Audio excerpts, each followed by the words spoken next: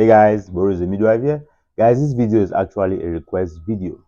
A lady came and commented on my previous video, which was about how pregnant women can reduce their chances of having vaginal and perineal tears during labor and delivery. So she came and said, "Thank you so much. Can you please educate us on epidural?" I can tell she's talking about epidural during labor and delivery. But before we dive into our question, I want to say that this epidural during labor and delivery is not something that is compulsory or obligatory for all pregnant women. We don't impose on anybody. It's actually an option that is being presented by midwives, labor and delivery nurses, or doctors to all pregnant women during labor and delivery. So what we do is we educate you and we give you informed consent. And at the end of the day, the choice is yours. You can either say yes, you want an epidural, or no, you don't want an epidural. So let's dive into this topic. So basically, an epidural is a medication that is being administered at the lower back during labor. So I want to give you an idea of how this is done. First of all, an injection, which is going to cause numbness, is going to be administered at your lower back. After this injection is being administered, the epidural needle will then be inserted at your lower back. After a successful insertion, this needle will be removed and what will be left is a small flexible tube at your lower back. Because it's not like the medication, the epidural medication will be administered just once. Because labor can last for hours. So there needs to be repeated doses in order to make sure that this woman doesn't feel pain during labor and delivery. In other words, in order to make sure that this epidural procedure is effective.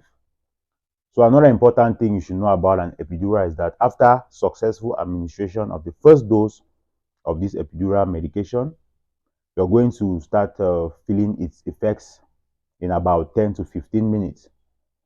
And after that, you're going to feel, and that effect comes by you feeling numbness. You're going to feel numbness from your belly button or your navel down to your upper legs. And then another important thing you should know about this epidural is that your movement during labor and delivery is going to be limited.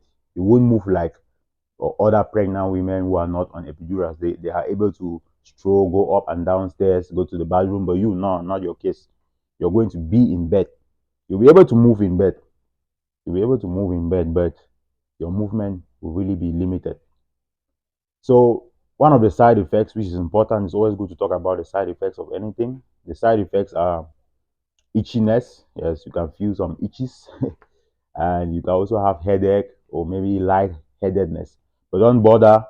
We are here for you. The nurses, the labor and delivery nurses, the midwives, the doctors will be there to guide you, to monitor your vital signs and make sure that everything is going well. You and your baby are in good condition.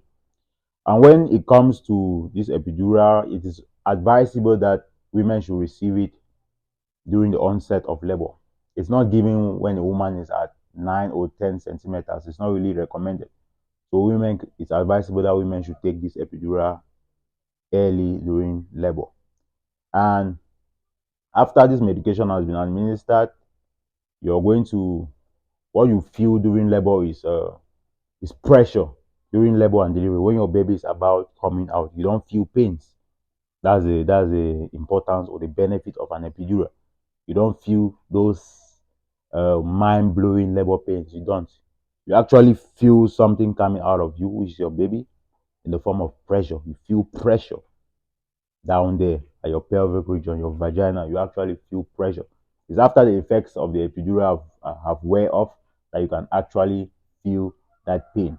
So guys, this is just something basic that you need to know about an epidural. Please let me know in the comment section what you think, and you can always feel free to tell me a topic you would like for me to do a video on. Thank you all for watching, and please like the video, share the video, and please give me a follow. I would really appreciate that.